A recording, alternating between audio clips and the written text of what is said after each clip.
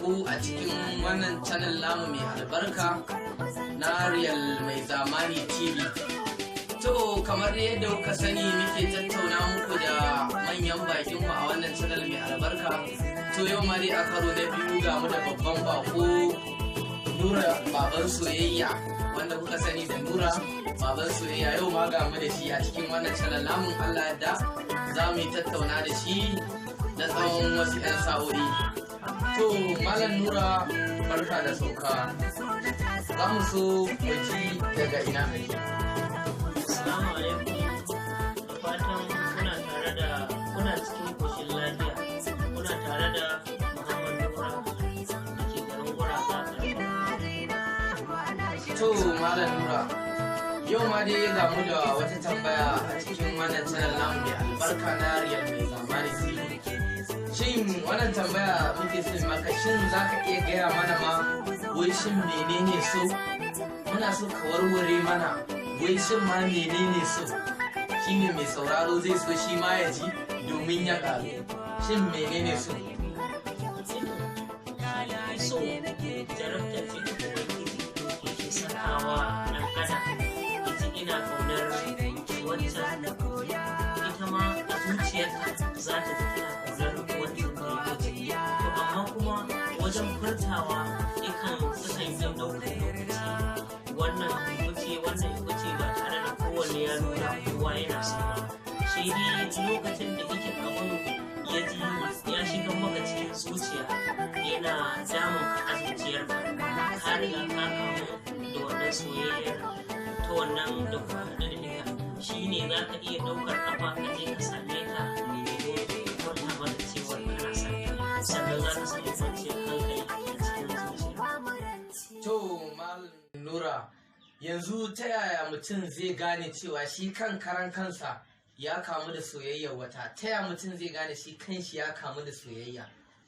To, ita ya mace idan yayin da ka ga irin kalar matar da kake bukata, ka ganta a cikin gari ne ko a cikin kasuwa ne ko a cikin wasu gurare haka dai, kana ganinta in dai har kana son ta a zuciyar taka, ka samu ta yi daidai da kalar matar da kake bukata, to za ka ji ka kamu da ƙaunarta, kuma za ka so ka furta mata kana santa. Domin furta mata kana santa shine zai kawo maka kwanciyar hankali a cikin zuciyarka.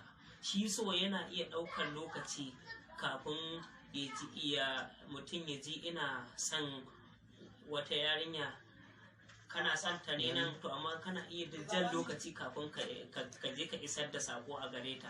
Amma akwai lokacin da yake, wani lokacin idan ya tashi zabararka shi so yana iya ɗaukar ka a lokaci guda ka kamu da ƙaunarta. To mun ji wannan tambaya Malam Nura. To yanzu kamar kai ne da budurwarka, kun kai kamar shekara guda kuna soyayya, sai rana tsaka sai wani babban mai kuɗi ya zo ya ganta, ya ce ta yi mishi yana son ta gaban mata, ka ban mishi ita.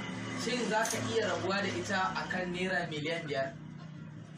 Gaskiya har ga Allah, so shi baya iya duba da kuɗi. In dai har so ya riga ya shiga cikin zuciyar masoya, baya iya fita a wani lokaci kankane. Domin shi so baya shiga cikin zuciyar masoya a lokaci guda, a hankula yakan shiga. Amma kuma akwai yanayin da zai zo na yanayi na soyayya, zai iya ɗaukar ka baka shirya ba, domin ka ji ka kamu da ƙaunar masoyiyarka, kuma burin ka gayanta shine kwanciyar hankalinka. Kuma za ka iya ɗaukar ƙafa yau ka je gurin da take, gobe ka koma gurin da take, je ka koma gurin da take, kuma ba tare da ka gaji ba ko ka gaza ba. To yanzu dai har yanzu dai baka bani amsar tambayar da ni maka ba. Ni ina so in ji akan karan kanka, shin yanzu za ka iya rabuwa da masoyiyarka wacce kuka kai tsawon kimanin shekara guda kuna soyayya a naira miliyan 5?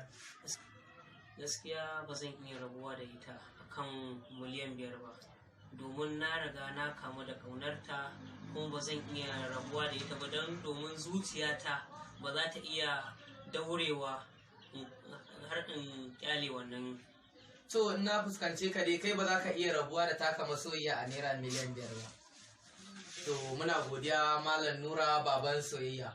To masu kallon mu, kun ji tattaunawarmu da Malam Nura baban soyayya. To yanzu haka kuma muna so ku biyo mu a cikin comment ku gaya mana shin cewa kana da masoyiya tsawon shekara guda kuna soyayya, shin za ka iya rabuwa da ita akan naira miliyan 5 idan aka ce za a baka ka rabu da wannan masoyiyar taka babu kai babu ita a baka naira miliyan 5? Don haka muna jiran ku, muna so mu ga comment ɗinku kafin zuwa wani lokaci kuma za ku sake jin tattaunawar da muka yi. Ku dai idan kun shiga wannan channel namu mai albarka Real Mai Zamani TV, ku dai ku danna mana subscribe sannan kuma ku danna mana alamar kararrawa ta inda za ku ringa samun shirye-shiryen namu.